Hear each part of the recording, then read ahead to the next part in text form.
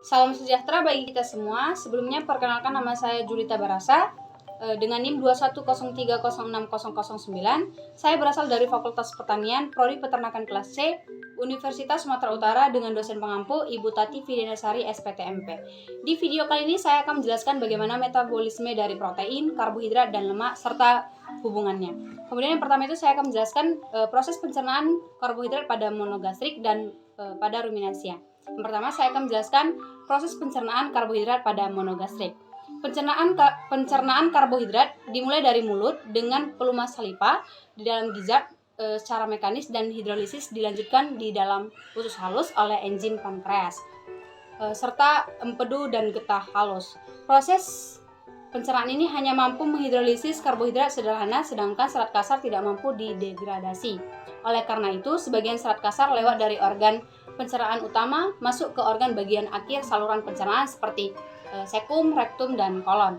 Kemudian pada ruminansia, proses metabolisme karbohidrat pada hewan ruminansia berlangsung di dalam rumen. Karbohidrat ini merupakan golongan polisakarida, yakni serat kasar atau selulosa. Kemudian di dalam rumen, karbohidrat difermentasi oleh mikroba menjadi asam pirufat. Kemudian asam pirufat ini dihasilkan dan akan diubah menjadi PFA, CO2, dan CH4.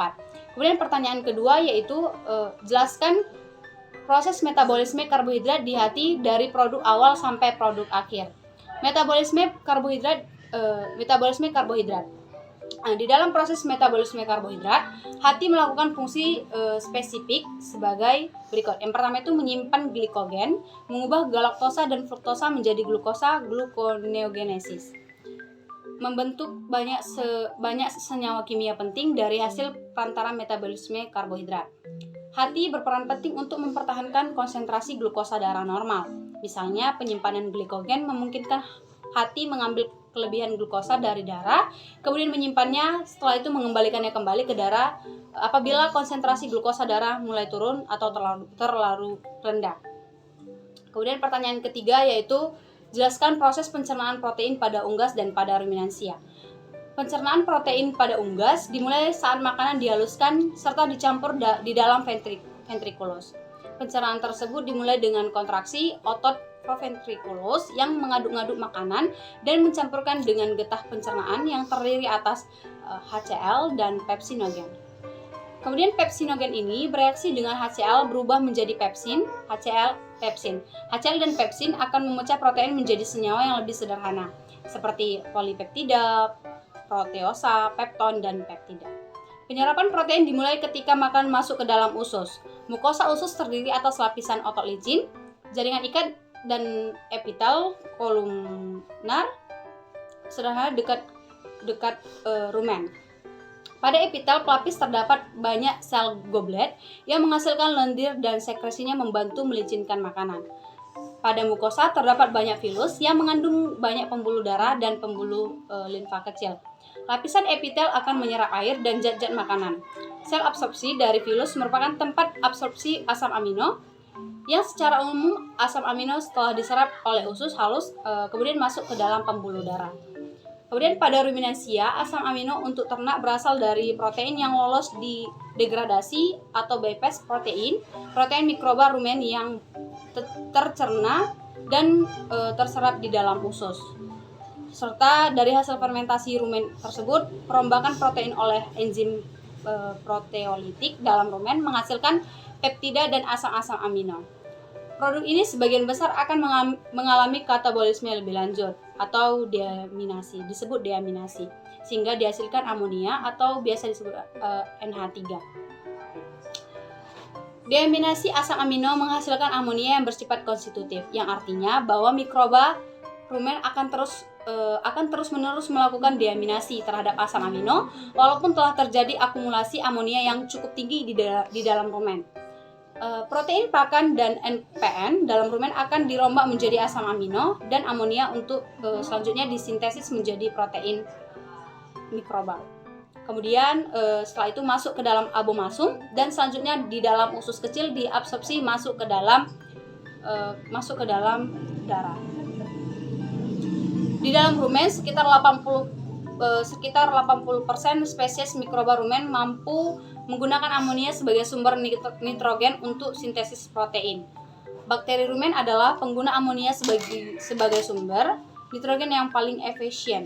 Yang dimanfaatkan oleh mikroba rumen, amonia yang dihasilkan juga diserap oleh darah melalui dinding rumen, dibawa ke hati dan diubah menjadi urea. Beberapa urea mungkin dikembalikan ke rumen melalui saliva dan juga langsung menembus dinding rumen.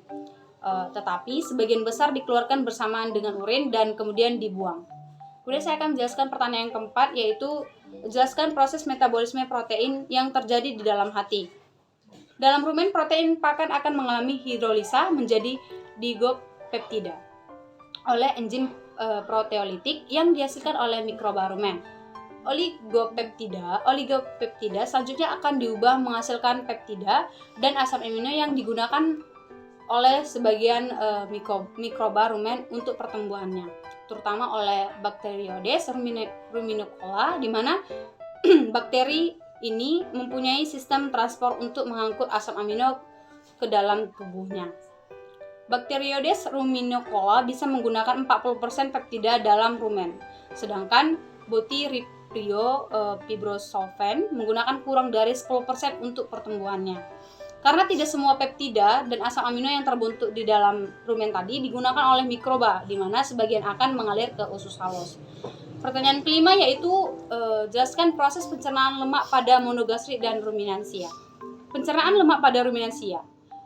Pencernaan lemak pada ruminansia dimulai dari aktivitas mikroba di dalam rumen terhadap lemak pakan yang akan membebaskan asam-asam lemak tak jenuh untuk kemudian diubah menjadi asam lemak tak jenuh. Yang tidak terserap rumen melainkan terus ke alat pencernaan bawah atau usus halus, yang mana ia akan diserap dan menyatu dengan kimomikron. Kimomikron ini mengandung lemak dan protein serta mempunyai fungsi sebagai alat transport lemak dari usus halus menuju ke jaringan-jaringan tubuh. Nah, di dalam usus halus inilah lemak akan dipecah menjadi asam lemak dan gliserol oleh enzim lipase. Gliserol meneruskan perjalanannya ke hati, sedangkan asam lemak tidak dapat langsung diserap oleh usus karena zat ini tidak larut di dalam air. Penyerapan zat ini dipermudah oleh getah empedu yang akan mengemulsikan asam lemak menjadi suatu bentuk yang larut di dalam air sehingga dapat diserap oleh seluk di mukosa usus halus. Lemak yang diserap masuk peredaran darah melalui vena porta ke hati melalui sistem lipatik dan ductus thoracicus.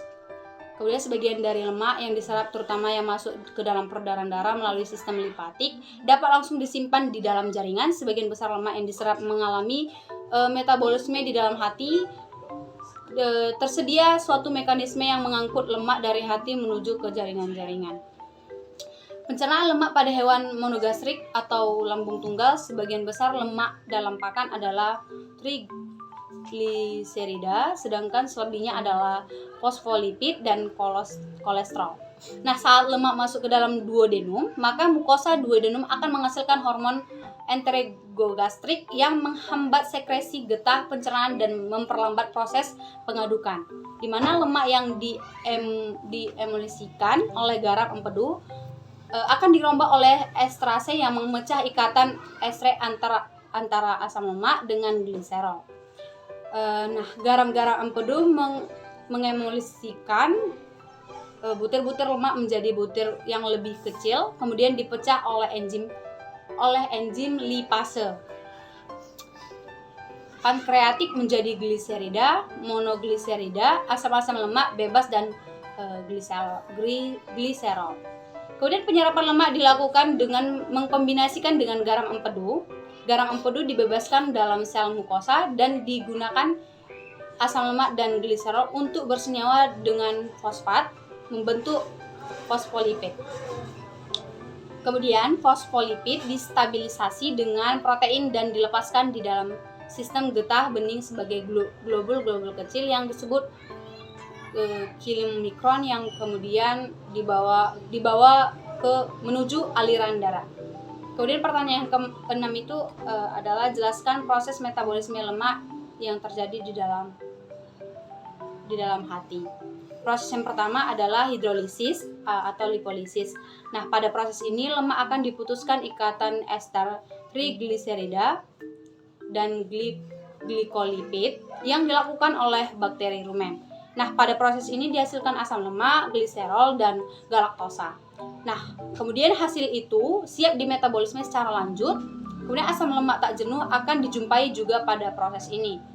Asam lemak tak jenuh akan dipisahkan dari asam lemak, gliserol, dan galaktosa. Nah, setelah dipisahkan, asam lemak jenuh itu akan diubah menjadi VFA. Bakteri anaerob fibrio lipolitikal yang digunakan untuk hidrolisis trigliserida. Kemudian ada bakteri Butyfibrio fibrisolven yang digunakan untuk menghidrolisis glikolipid. Beberapa faktor dapat mempengaruhi proses hidrolisis pada rumen, diantaranya level lemak, kemudian ada pH, bakteri rendah. Proses kedua adalah hidrogenasi atau hidrogenasi. Proses ini terjadi pada asam lemak tak jenuh yang hasil proses hidrolisis dalam rumen. Terjadi disomerisasi dari ikatan cis menjadi trans. Isomerisasi menyebabkan pengurangan asam lemak tak jenuh.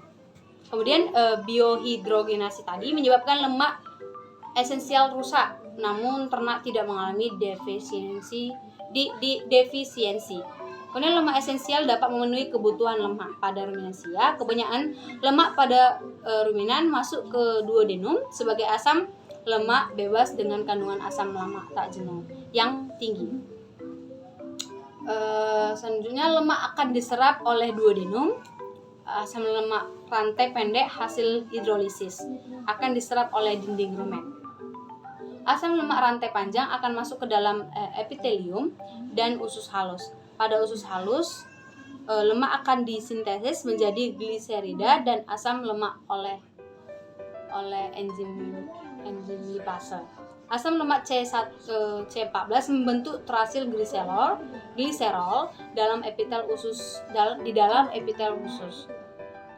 Kemudian triasil gliserol fosfolipid dan kolesterol akan membentuk kilomikron dan masuk ke peredaran darah untuk diedarkan ke seluruh tubuh.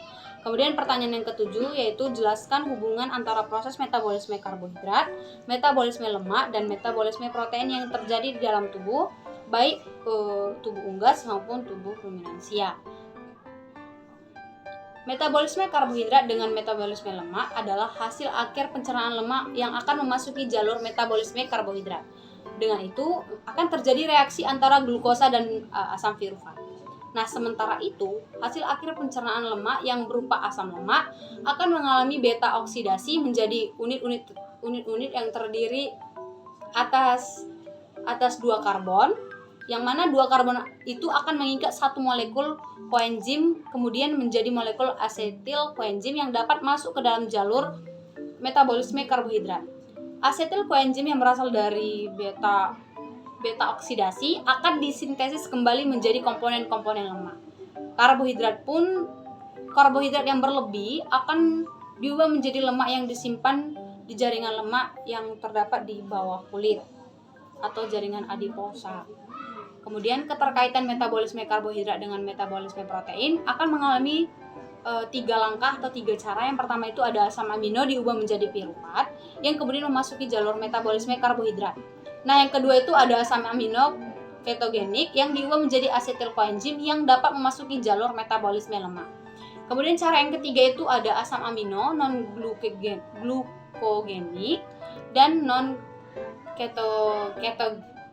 ketogenik dideaminasi dan langsung memasuki siklus Krebs.